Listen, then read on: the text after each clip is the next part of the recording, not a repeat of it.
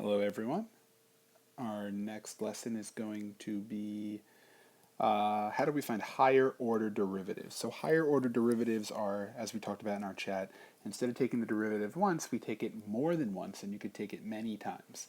So we'll start off with a nice little warm-up here. It says if f of x equals x squared plus 4, then find the critical values and determine the relative extrema. Critical values, take the derivative, set it equal to 0, use our first derivative test.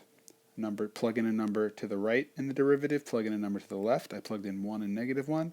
When I plugged in 1, I got positive, -1, I got negative. That means down, up, minimum.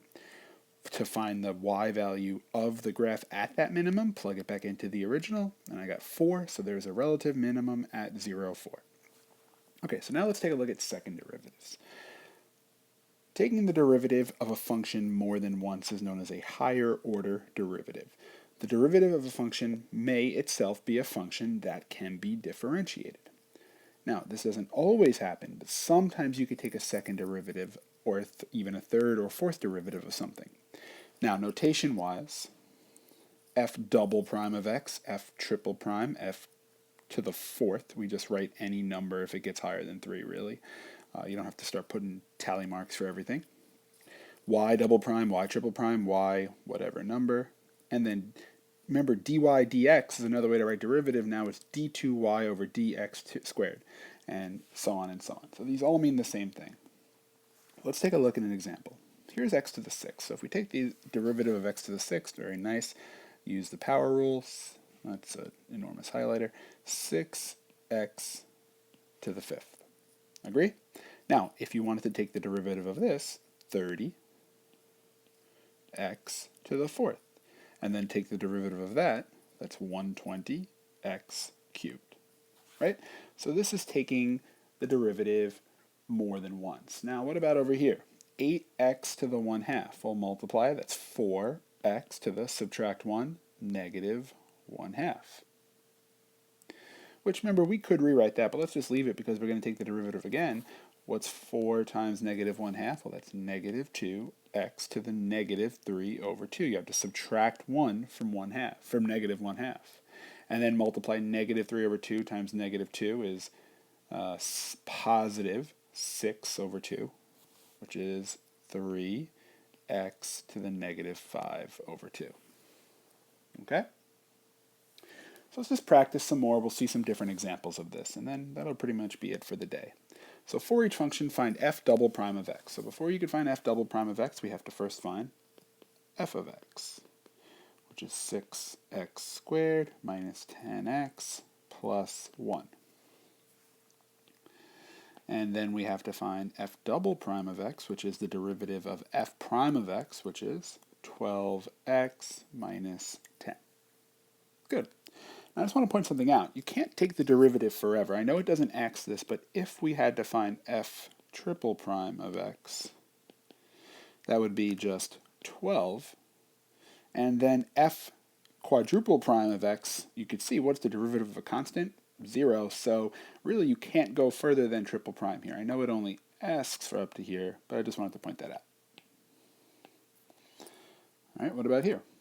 Find f double prime, so that means first find f prime, that's 5x to the 4th plus 6x squared plus 10x, which means that f double prime,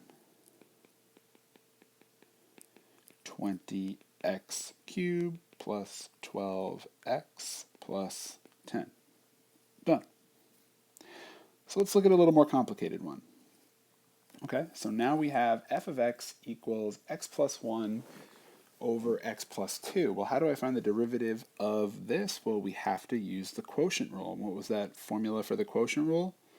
Low d high minus high d low over low squared.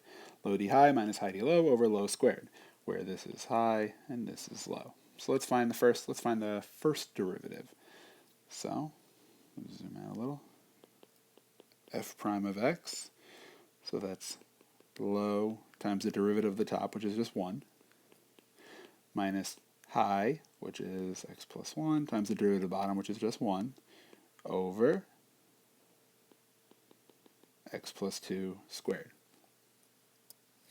When I simplify up top, let's see what that becomes.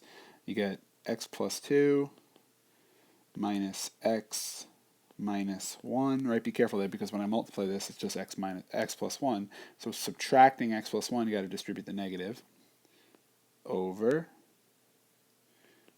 x plus 2 squared. I'm going to leave it. I'm not going to multiply it out because I'm going to notice something happens in the numerator. This is gone, this is gone. And I just get 1 over x plus 2 squared. Make sure you keep the parentheses. So that's the first derivative. Now, to make our lives easier, let's rewrite that as x plus 2 to the negative second. So the first derivative of this function is x plus 2 to the negative second. So now when we find the second derivative, it's actually a lot easier. It's just going to be negative 2 x plus 2 to the negative third. Now technically it's chain rule because you have an exponent of a whole piece. So technically you have to take the derivative of the inside, but the derivative of the inside, x plus 2, is just 1. So you get negative 2 x plus 2 to the negative third, which we'll rewrite as negative 2 over x plus 2 to the positive third. A little trickier. Okay, number 4, f of x equals 2x minus 3 cubed. So first find f prime of x. Well, it's going to be 3, 2x minus 3 squared, right? Chain rule, times the derivative of the inside, 2. Well, you can simplify this a little more. We could multiply this 3 and this 2. And we would get 6, 2x minus 3 squared. Now let's find f double prime of x. Take the derivative of that. You got to do chain rule again. 2 times 6, 12, keep, decrease the power by 1, so to the first, times the derivative of the inside, 2, which gives us 24 times 2x minus 3. Good. Okay, I'm going to skip 5, and we'll just finish with 6, and we'll be done. Find the second derivative of this function at x equals 3. Okay, so first find f prime of x, negative 15x squared. Then find f double prime of x, negative 30x.